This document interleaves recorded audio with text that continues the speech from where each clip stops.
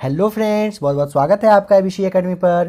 Friends, 67वीं BPSC और CDPO के लिए आप प्रैक्टिस सेट देख रहे हो। आज के इस क्लास में भी आपको टॉप 30 क्वेश्चन देखने को मिलेगा। आइए देखिए आज का पहला सवाल। भारत ने PSLV C49 के द्वारा किस उपग्रह का परीक्षण 7 नवंबर 2020 को किया? ऑप्शन नंबर ए सही जवाब हो जाएगा। EOS-01 का परीक्षण किया था। ध्यान रखेंगे PSLV C49 के द्वारा कौन सा EOS-01 उपग्रह का परीक्षण 7 नवंबर 2020 को किया गया। नेक्स्ट क्वेश्चन, हाल ही में किस शहर के boring and lady Curzon medical college का नाम अटल बिहारी वाजपेयी के नाम पर रखा गया है? ऑप्शन नंबर सी सही जवाब हो जाएगा बेंगलुरु। समझिएगा, बेंगलुरु शहर के boring and lady Curzon medical college का नाम बदलकर क्या अटल बिहारी वाजपेयी के नाम पर रख दिया गया है। नेक्स्ट क्वेश्चन, औद्योगिक श्रमिकों के लिए उपभोक्ता मूल्य सूचकांक का नया आधार वर्ष निर्धारित किया गया है। 2016 ईस्वी को निर्धारित किया गया। ऑप्शन नंबर सी बिल्कुल सही जवाब है। नेक्स्ट क्वेश्चन, किसने महिला वैज्ञानिकों की सहायता के लिए सर्व पावर योजना शुरू की है? डॉक्टर हर्षवर्धन सिंह सही जवाब हो जाएगा। ऑप्शन नंबर सी सही जवाब है। Next question, the death of Jesus के लेखक जो हैं कौन है? ऑप्शन नंबर डी हो जाएगा सही जवाब। JM कोएत्जी हैं। द डेथ ऑफ जीसस के लेखक कौन है? JM कोएत्जी हैं। नेक्स्ट क्वेश्चन, चरकुला नृत्य किस राज्य से संबंधित है?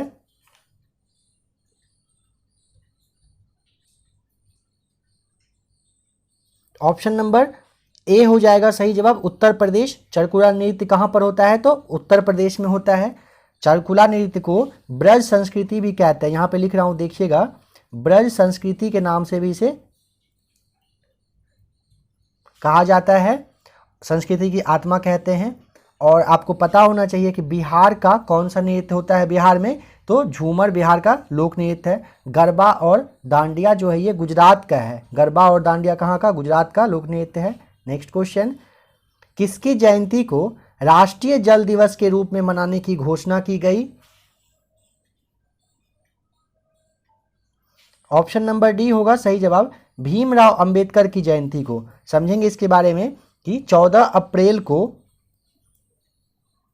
अप्रैल को भीमराव अंबेडकर जयंती मनाया जाता है। इसी दिन क्या हुआ है, किसी की घोषणा? राष्ट्रीय जल दिवस मनाने की घोषणा की गई है। महात्मा गांधी के बारे में आपको पता ही होगा, 2 अक्टूबर को अंतर्राष्ट्रीय अहिंसा दिवस के रूप में। सरदार पटेल 31 अक्टूबर को राष्ट्रीय एकता दिवस। और जवाहरलाल नेहरू के लिए 14 नवंबर का दिन जो कि बाल दिवस के रूप में हम लोग मनाते हैं। नेक्स्ट क्वेश्चन, BR अंबेडकर द्वारा निम्नलिखित में से कौन सी किताब लिखी गई है? बुद्ध या कार्ल मार्क्स और जाति का उच्छेद। ऑप्शन नंबर बी और डी होगा सही जवाब। डॉक्टर अंबेडकर के द्वारा बुद्ध या कार्ल मार्क्स और जाति का उच्छेद लिखा गया है, यानी कि ऑप्शन नंबर ई होगा सही जवाब। एक से अधिक। देखिए, माय लाइफ जो है ये किसने? बिल क्लिंटन ने लिखा है। और भारत की खोज किसने लिखा है? तो जवाहरलाल नेहरू के द्वारा लिखा गया है। देखिए नेक्स्ट क्वेश्चन, बीज बचाओ आंदोलन का संबंध किस राज्य से है? ऑप्शन नंबर सी हो जाएगा सही जवाब, उत्तराखंड से संबंधित है। क्या है यह? थोड़ा सा समझिए। अच्छा फसल के लिए रासायनिक उर्वरक का जो यूज होता है उसको रोकने के लिए बीज बचाओ आंदोलन उत्तराखंड में किया गया। नेक्स्ट क्वेश्चन, बिहार राज्य का पहला IT स्टार्टअप हब का उद्घाटन कहाँ किया गया? ऑप्शन नंबर सी होगा सही जवाब, पटना में किया गया है। नेक्स्ट क्वेश्चन, दुग्धजनक हार्मोन का स्राव कहां पर होता है?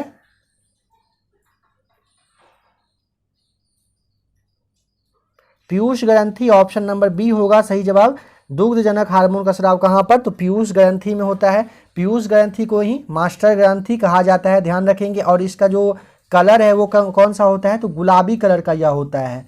सवाल आ सकता है तो ध्यान रखेंगे, गुलाबी कलर का होता है। नेक्स्ट क्वेश्चन, शुष्क हवा में नाइट्रोजन की मात्रा होती है कितनी? तो 78% रहता है। आपको पता ही होगा 78% रहता है। ऑप्शन नंबर ई होगा, इनमें से कोई नहीं। थोड़ा सा समझिए इसके बारे में। कि वायुमंडल में ऑक्सीजन कितना रहता है, तो ऑक्सीजन रहता है 21%। 21% ऑप्शन नंबर ए देख रहे हो आप, ऑक्सीजन के लिए है। आर्गन कितना रहता है, तो 0.93% आर्गन की मात्रा होती है। और कार्बन डाइऑक्साइड की बात करेंगे तो 0.03% रहता है। इतना को आप ध्यान में रखिएगा। नेक्स्ट क्वेश्चन, भार के अनुपात में जल में हाइड्रोजन और ऑक्सीजन का अनुपात होता है कितना, 1:8 हो जाएगा। सही जवाब ऑप्शन नंबर ए। ध्यान रखेंगे क्या, भार के अनुपात में जल में हाइड्रोजन और ऑक्सीजन का अनुपात कितना, 1:8 होता है। नेक्स्ट क्वेश्चन, सन 1927 ईस्वी में बटलर कमेटी का उद्देश्य था, क्या उद्देश्य था बताना है। देखिए, भारत सरकार तथा देशी राज्यों के मध्य संबंधों को सुधारने के लिए 1927 ईस्वी में बटलर कमेटी का गठन किया गया था। ऑप्शन नंबर डी होगा सही जवाब। इन्होंने 1929 में यानी 2 साल के बाद अपना रिपोर्ट सौंप दिया था। ठीक है, देश सारे राज्यों के बीच जो है भारत सरकार और देशी जो राज्य था उसके बीच अच्छा रिलेशन बनाने के लिए बटलर कमेटी का स्थापना हुआ था। नेक्स्ट क्वेश्चन, निम्नलिखित में से किसे भारतीय क्रांतिकारियों की जननी के रूप में जाना जाता है। ऑप्शन नंबर सी होगा सही जवाब, मैडम कामा को, यानी मैडम भिकाजी कामा को भारतीय क्रांतिकारियों की जननी के रूप में जाना जाता है। उनका जन्म 1861 ईस्वी में हुआ था। आपको पता होगा फ्रेंड्स, बीपीएससी और सीडीपीओ जो है सवाल कहीं से कुछ भी पूछ सकता है, तो आपको हर एक टॉपिक पे हर एक बात के बारे में एक्स्ट्रा जानना जरूरी रहता है। जो भी आपका क्वेश्चन रहता है उससे थोड़ा ज़्यादा जानना आपके लिए बिल्कुल सही रहेगा। अगर आपने अभी तक प्लेलिस्ट में आकर नहीं देखा है तो प्लीज़ आप एक बार अगर प्लेलिस्ट चेक करिएगा। एबीसी एकेडमी पर बहुत सारा प्रैक्टिस सेट और जो प्रीवियस ईयर क्वेश्चंस है वो अपलोड किया जा चुका है। अगर आप सीडीपी और बीपीएससी की तैयारी कर रहे हैं तो आप चैनल के साथ बने रहिएगा। देखिए नेक्स्ट क्वेश्चन, भारत में नारी आंदोलन इनकी प्रेरणा से प्रारंभ हुआ, किनकी प्रेरणा से नारी आंदोलन का स्टार्ट हुआ था बताना है।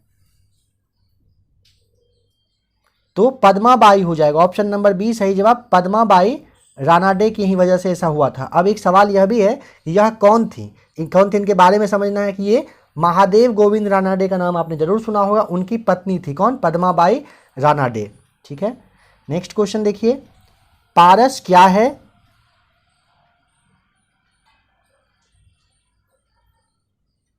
ऑप्शन नंबर बी होगा सही जवाब, ग्रहों की खोज के उद्देश्य से भारत द्वारा विकसित एक स्पेक्ट्रोग्राफ है। ध्यान रखेंगे, पारस क्या है, तो ग्रहों की खोज के लिए भारत द्वारा जो विकसित एक स्पेक्ट्रोग्राफ है उसे ही पारस कहते हैं। नेक्स्ट क्वेश्चन, खरीफ की फसल है कौन सी।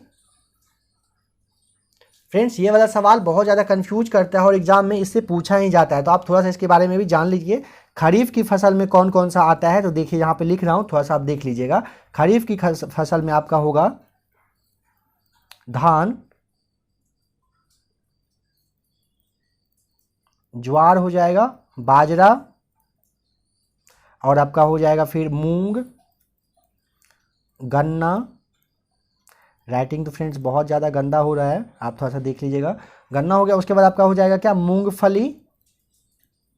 ये सारे कौन सा खरीफ की फसल है। अब अगर आप रबी की फसल की बात करेंगे तो देखिए रबी की फसल में कौन कौन सा आएगा, तो आपका गेहूं हो जाएगा, गेहूं, जौ, चना,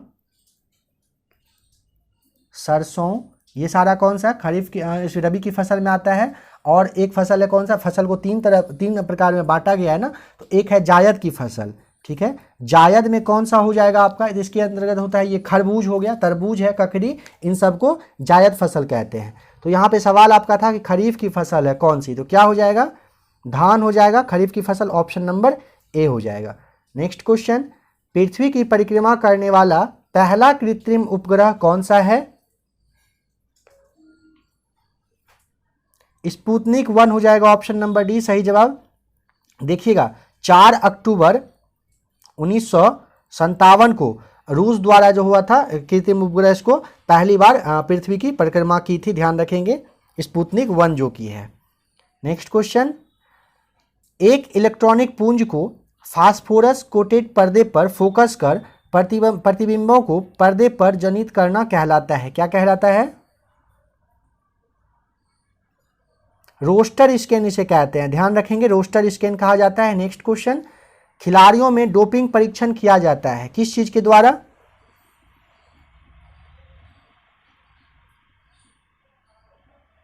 रक्त एवं मूत्र द्वारा। ऑप्शन नंबर सी हो जाएगा सही जवाब। खिलाड़ियों में डोपिंग परीक्षण कैसे? रक्त और मूत्र के द्वारा किया जाता है। नेक्स्ट क्वेश्चन, वैश्विक ऊष्मन उत्सर्जन के कारण होता है।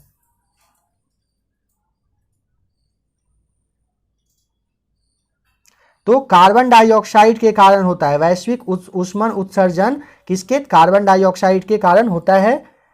नेक्स्ट क्वेश्चन, विश्व मच्छर दिवस कब मनाया जाता है?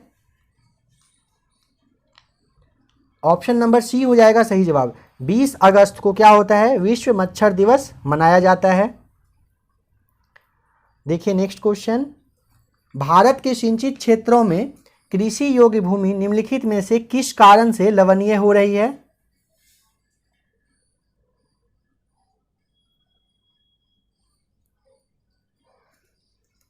तो ऑप्शन नंबर यहां पे हो जाएगा ए सही जवाब। अति सिंचाई के कारण होता है। देखिए भारत के सिंचित क्षेत्रों में कृषि योग्य भूमि जो है मतलब वो अति सिंचाई की वजह से ही लवण का हो रहा है, लवणीय रूप में बनते जा रहा है। ठीक है, हरित क्रांति के बारे में आपको पता होगा। पंजाब, हरियाणा, उत्तर प्रदेश और पूर्वी राजस्थान में काफ़ी ज़्यादा हरित क्रांति से फ़ायदा हुआ था। ठीक है, और विश्व, एक सवाल आ सकता है कि विश्व मृदा दिवस कब मनाया जाता है? तो आप यह समझ लीजिएगा 5 दिसंबर को विश्व मृदा दिवस मनाया जाता है। और मृदा का जो अध्ययन होता है उसे क्या कहते हैं? तो पेडोलॉजी कहते हैं। यहाँ पे लिख रहा हूँ, देख लीजिएगा क्या कहते हैं, पेडोलॉजी कहा जाता है किसको? मृदा के अध्ययन को। नेक्स्ट क्वेश्चन, उपभोक्ता संरक्षण अधिनियम पारित हुआ कब? ऑप्शन नंबर सी हो जाएगा सही जवाब। 1986 में उपभोक्ता संरक्षण अधिनियम पारित हुआ था। इसी समय में 1986 में ही आपका ये बाल संरक्षण अधिनियम भी आया था। ध्यान रखेंगे, बाल संरक्षण अधिनियम भी आया था और पर्यावरण संरक्षण एक्ट, ये तीनों किसमें? 1986 में आया था। ध्यान रखेंगे, उपभोक्ता संरक्षण अधिनियम, बाल संरक्षण अधिनियम और पर्यावरण संरक्षण एक्ट जो आया था वो कब? 1986 में। पिछले वाले क्लास में शायद पहला सवाल ही था कि वन्य जीव संरक्षण अधिनियम कब आया था? तो 1972 में उसे लाया गया था। और वन संरक्षण अधिनियम 1980 में आया था। ध्यान रखेंगे इस बात का। नेक्स्ट क्वेश्चन, राष्ट्रीय हथकरघा दिवस कब आयोजित किया जाता है? 7 अगस्त हो जाएगा सही जवाब। ऑप्शन नंबर सी, राष्ट्रीय हथकरघा दिवस कब आयोजित किया जाता है? तो 7 अगस्त को। आइए देखिए नेक्स्ट क्वेश्चन, भारत के कच्छ का रण किस लिए प्रसिद्ध है?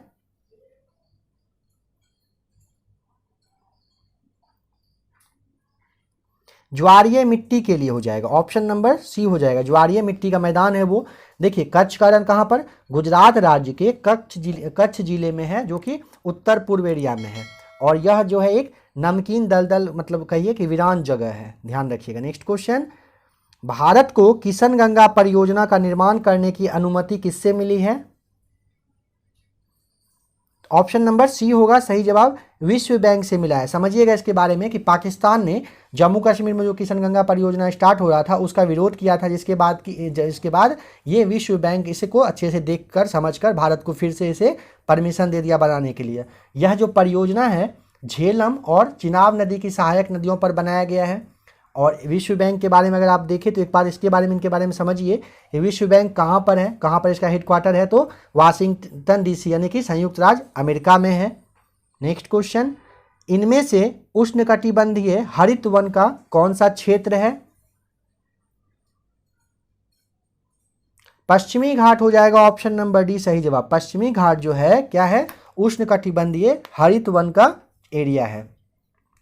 और पश्चिमी घाट का कुल लंबाई भी आपसे पूछा जा सकता है, पश्चिमी घाट का कुल लंबाई कितना है? तो 1600 किलोमीटर है। ठीक है, पश्चिमी घाट का कुल लंबाई कितना? 1600 किलोमीटर है।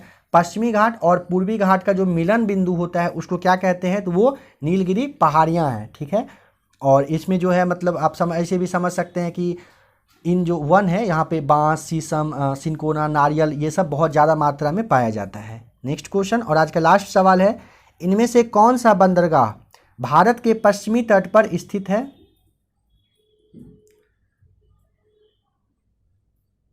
मारमा गोवा हो जाएगा। ऑप्शन नंबर सी, सही जवाब। मारमा गोवा बंदरगाह भारत के पश्चिमी तट पर स्थित है, ठीक है।